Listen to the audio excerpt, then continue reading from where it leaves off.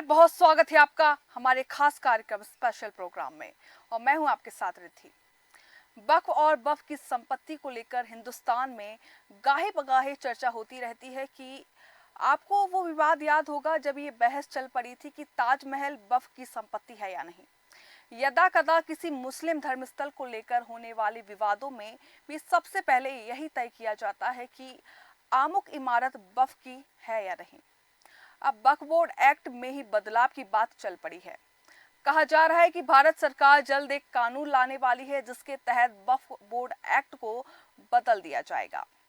कुछ media reports में दावा किया गया है कि अब महिलाएं भी बोर्ड में शामिल हो जाएंगी। वक्फ संपत्तियों का जिला प्रशासन के यहाँ रजिस्ट्रेशन अनिवार्य किया जाएगा। अदालतों को यह हक दिया जाएगा कि वो तय कर सकेंगी कि आमुक संपत्ति वक्फ की है या नहीं। हमें से ज्यादातर लोगों ने वक्फ सुना तो है, लेकिन जानते नहीं हैं कि वक्फ होता क्या है। किसी मस्जिद या दूसरे धर्म स्थल के वक्फ होने का मतलब क्या है, और क्या वक्फ बोर्ड में तब्दीली का असर मुस्लिम धर्म स्थलों के स्टेटस पर असर पड़ सकता है।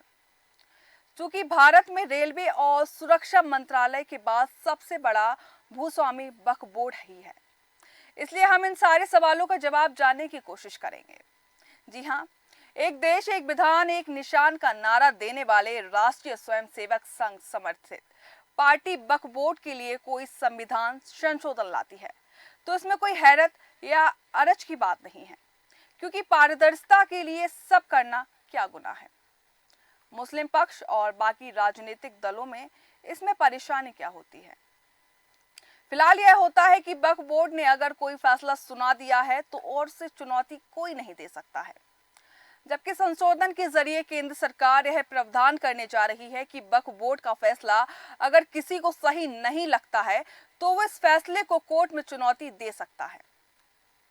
अभी यह होता रहा है और यह हो रहा है कि अगर किसी जमीन या मस्जिद किसी पर बनी हो और उस जमीन या किसी इस्लामिक उद्देश्य से उसे उपयोग में लाया जा रहा हो तो वह जमीन अपने आप में ही वक्फ बोर्ड के आधिपत्य की मानी जाएगी।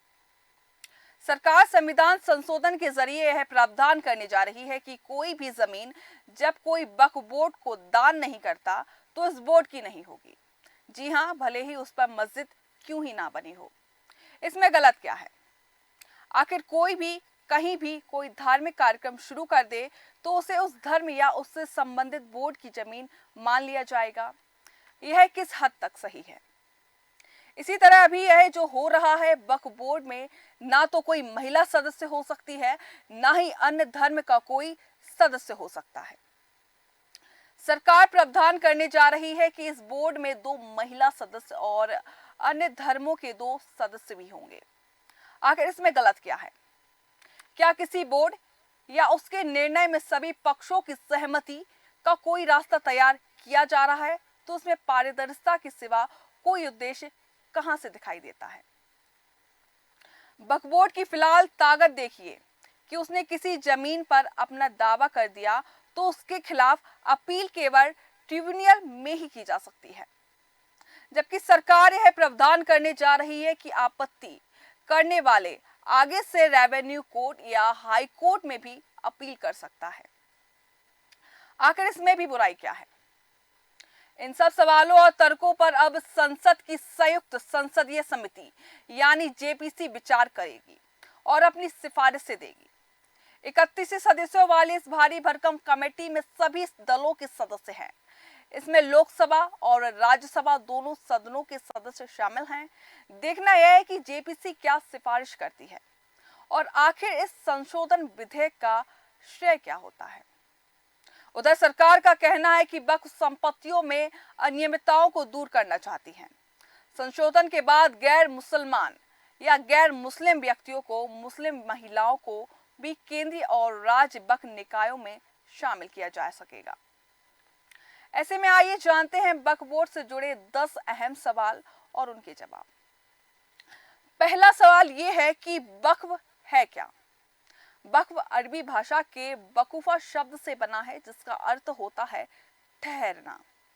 किसी से बना वक्फ एक ऐसी संपत्ति होती है जो जन कल्याण को समर्पित हो। इस्लाम के मुताबिक वक्फ दान का ही एक तरीका है और देने वाला या चल या अचल संपत्ति दान कर सकता है। माने एक साइकिल से लेकर एक बहुमंजिला इमारत, कुछ भी वक्फ हो सकता है, बशर्ते वो जन कल्याण के मकसद से दान किया गया हो। ऐसे दानदाता को कहा जाता है वाकिफ। वाकिफ ये तय कर सकता है कि जो दान किया गया है या मिसाल के लिए इमारत, उसका या उसका होने वाला आमदनी इस्तेमाल कैसे होगा। उदाहरण के लिए कोई वाकिफ ये कह सकता है कि आमुक वक्फ से होने वाली कई गरीबों पर ही खर्चा करेगी। मान्यता है कि पैगंबर मोहम्मद के समय 600 खजूर के पेड़ों का एक बाग बनाया गया था, जिसमें होने वाली आमदनी से मदीना के गरीबों के लोगों की मदद की जाती थी। ये वक्फ के सबसे पहले उदाहरण में से एक है। अरब संस्कृति और भाषा की पढ़ाई के लिए सबसे उम्दा माना जाता है। मिस्र की राजधानी काहिरा में स्थित अल अजहर यूनिवर्सिटी के 10वीं सदी के बनी थी और ये अभी भी वक्फ है। भारत में इस्लाम की आमद के साथ यहाँ भी वक्फ के उदाहरण मिलने लगे हैं। दिल्ली सल्तनत के वक्त से वक्फ संपत्तियों का लिखित जिक्र मिलने लगता है। उस जमाने में क्योंकि ज्यादातर संपत्ति बादशाह के पास होती थी, इसलिए प्राह कभी वाकिफ होते और वक्फ कायम करते जाते। जैसे कई बादशाहों ने मस्जिदें बनवाई और सारी वक्फ हुई। उनके प्रबंधन के लिए स्थानीय स्तर पर ही इंतजामिया कमेटी बनती रही। दूसरा सवाल, वक्फ की प्रॉपर्टी का मैनेजमेंट कैसे होता है। जी हाँ, वक्फ संपत्ति की एडमिनिस्ट्रेशन के लिए सेंट्रल वक्फ काउंसिलिंग है। ये भारत सरकार को वक्फ से जुड़े मुद्दों पर सलाह देती है।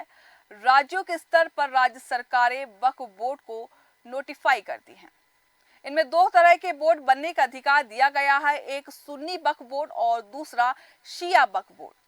आदर्श स्थिति में वक्फ बोर्ड की संरचना कुछ ऐसे होती है कि इसके एक चेयरमैन होते हैं, 2 मेंबर राज्य सरकार नियुक्त करती है। इसके अलावा इसमें मुस्लिम विधायक, मुस्लिम सांसद और मुस्लिम टाइम प्लानर और मुस्लिम एडवोकेट और मुस्लिम बुद्धिजीवी भी शामिल होते हैं।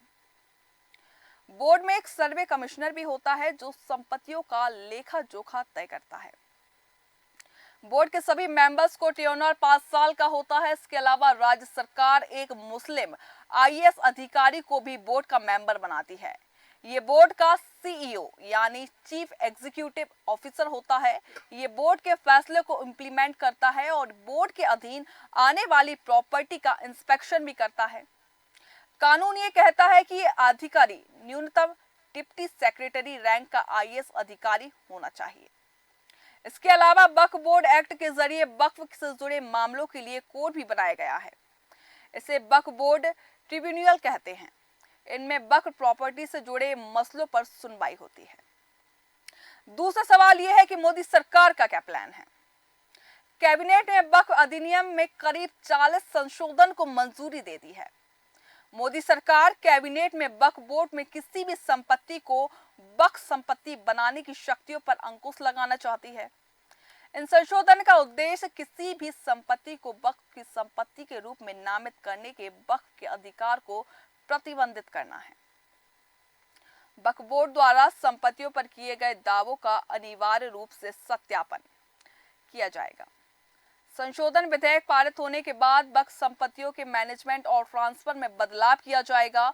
सूत्रों का कहना है कि कानून में संशोधन की वजहों का भी जिक्र किया जाएगा। इनमें सिस्टम, सचर आयोग और रहमान खान की अध्यक्षता वाली संसद की संयुक्त कमेटी की सिफारिशों का हवाला दिया गया है। तीसरा सवाल यह है कि कानून में बदलाव होगा तो क्या असर होगा। क्योंकि मौजूदा कानून में मुताबिक राज्य और केंद्र सरकार वक्फ संपत्ति में दाखिल नहीं हो सकती हैं। संशोधन के बाद वक्फ बोर्ड को अपनी संपत्ति जिला मजिस्ट्रेट के दफ्तर में रजिस्टर करानी होगी ताकि संपत्ति का मूल्यांकन हो सके, राजस्व की जांच हो सके। नए बिल में यह प्रावधान होगा कि सिर्फ मुस्लिम ही वक्फ संपत्ति बना सकते हैं। बोर्ड के स्ट्रक्चर में बदलाव किया जाएगा और इसमें महिलाओं की हिस्सेदारी भी सुनिश्चित की जाएगी। राज्यों में वक्फ बोर्ड में महिला सदस्य शामिल होगी। प्रत्येक राज्य बोर्ड में और केंद्रीय परिषद में 2 महिलाएं होंगी। अभी तक महिलाएं वक्फ बोर्ड और काउंसिल की सदस्य नहीं होती थी। जिन जगह पर वक्फ बोर्ड नहीं है वहां कोई ट्रिब्यूनल में जा सकता है, जो अब तक नहीं है। वक्फ बोर्ड की विवादित और पुरानी संपत्ति का नए सिरे से सत्यापन हो जाएगा। नए संशोधन उन संपत्तियों पर भी लागू होगा जिन पर वक्फ बोर्ड या किसी व्यक्ति ने दावे प्रतिदावे किए हैं। प्रस्तावित एक्ट के मुताबिक वक्फ बोर्ड द्वारा किए गए सभी दावों का अनिवार्य और पारदर्शी सत्यापन जरूर होगा। वक्फ एक्ट की धारा 19 और 24 में बदलाव होगा। इसमें केंद्रीय वक्फ परिषद और राज्य वक्फ बोर्ड की संरचना में बदलाव संभव है। वक्फ बोर्ड के फैसले के खिलाफ हाई कोर्ट में अब अपील की जा सकती है। यह प्रावधान अब तक नहीं था। चौथा सवाल यह है कि क्या गड़बड़ियां सामने आईं जिससे इस बिल को लाना पड़ा। राज्य वक्फ बोर्ड को किसी भी संपत्ति का दावा करने से व्यापक अधिकार मिले हैं, जिससे वजह से अधिकांश राज्यों में ऐसी संपत्ति के सर्वेक्षण में देरी हो रही है। सरकार ने संपत्ति के दुरुपयोग को रोकने के लिए वक्फ संपत्तियों की निगरानी में जिला मजिस्ट्रेट को शामिल करने की संभावना पर भी विचार किया है। वक्फ बोर्ड के किसी भी फैसले के खिलाफ अपील सिर्फ कोर्ट के पास हो सकती है, लेकिन ऐसी अपीलों पर फैसले के लिए कोई समय सीमा नहीं होती है। कोर्ट का निर्णय अंतिम होता है। अगर बोर्ड किसी संपत्ति पर अपना दावा कर दे तो इसके उलट साबित करना काफी मुश्किल हो सकता है। वक्फ एक्ट का सेक्शन 85 कहता है कि इस फैसले को हाई कोर्ट या सुप्रीम कोर्ट में भी चुनौती नहीं दी जा सकती है। अब तक वक्फ प्रॉपर्टी की ना तो राज्य, ना केंद्र सरकार और ना अदालत जांच कर पाती है। मांग उठाई गई कि इस तरह की कमेटी होना चाहिए जो रेवेन्यू की जांच करे और वक्फ में ट्रांसपेरेंसी हो सके। मुस्लिमों को भले ही होनी चाहिए, बट आम मुस्लिम यह कह रहा है कि एक तरफ से माफिया वक्फ बोर्ड को कुचल रहा है। यदि किसी महिला को तलाक दे दिया और उसके बच्चे हैं तो तलाकशुदा महिला के पास अपने बच्चों को देखने की कोई व्यवस्था नहीं है। पिछले संशोधन के कारण वक्फ बोर्ड भूमाफियाओं की तरह व्यवहार कर रहा है और संपत्ति हड़प रहा है। निजी संपत्ति से लेकर सरकारी जमीन तक, मंदिर की जमीन से लेकर गुरुद्वारे तक वक्फ बोर्ड की कार्रवाई विवादों में है। पांचवा सवाल, वक्फ बोर्ड कैसे काम करता है। वक्फ के पास जो संपत्तियां हैं उनका ठीक से रखरखाव हो सके और धर्मांत के काम आए, इसके लिए स्थानीय से लेकर बड़े स्तर तक कई बॉडीज बनाई गई हैं, जिनमें वक्फ बोर्ड कहते हैं। करीब हर राज्य में सुन्नी और शिया वक्फ है। इनका काम है उन संपत्ति की देखभाल और उसकी आय का सही इस्तेमाल करना। इस संपत्ति से गरीब और जरूरतमंदों की मदद करना, मस्जिद या अन्य धार्मिक संस्थानों को बनाए रखना, शिक्षा की व्यवस्था करना और अन्य धर्म के कार्यों को करना। केंद्र ने वक्फ बोर्ड के साथ तालमेल के लिए सेंटर वक्फ काउंसिल गठित किया है। वक्फ act management system of India के मुताबिक देश में कुल 3 वक्फ बोर्ड हैं। इनके हेडक्वार्टर ज्यादातर राजधानियों में हैं।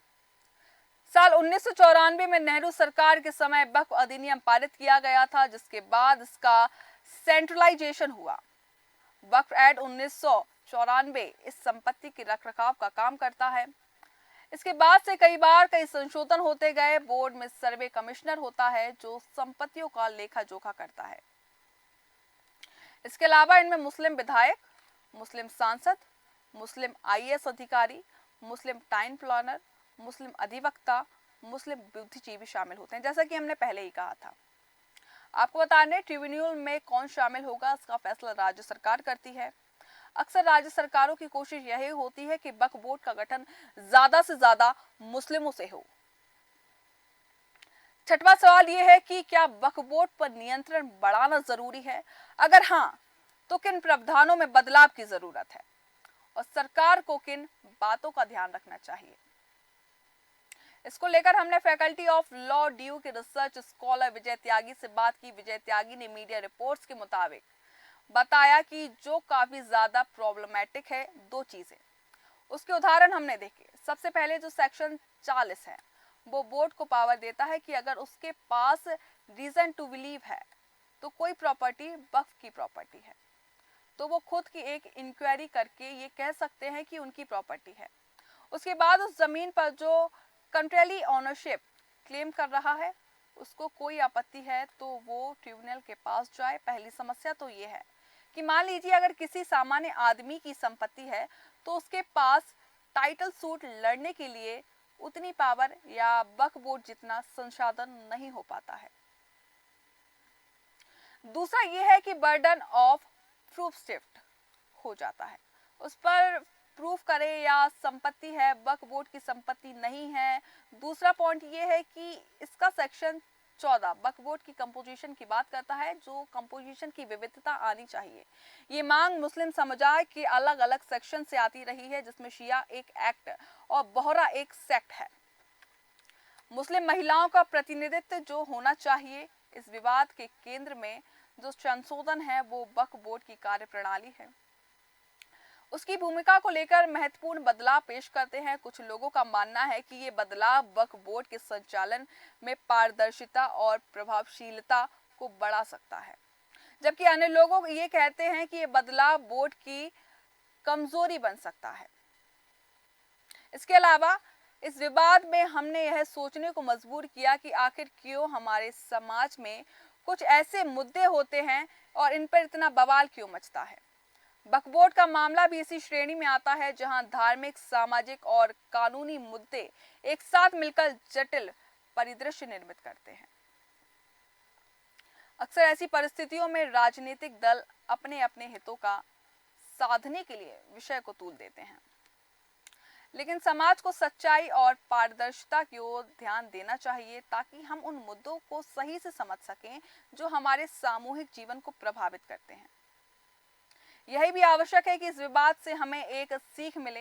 एक मजबूत और समृद्ध समाज के लिए संवाद और समझ भी जरूरी है।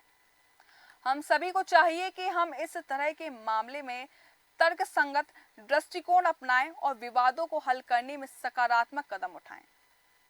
जी हाँ, वक्फ बोर्ड पर उठे विवाद ने एक बार फिर हमारी राजनीति और सामाजिक बहस को तूल दे दिया है। यह मामला किसी अकेली घटना या नीति से जुड़ा नहीं है, बल्कि यह हमारी संस्कृति और धार्मिक धरोहर से जुड़ी जटिलताओं का प्रतीक है।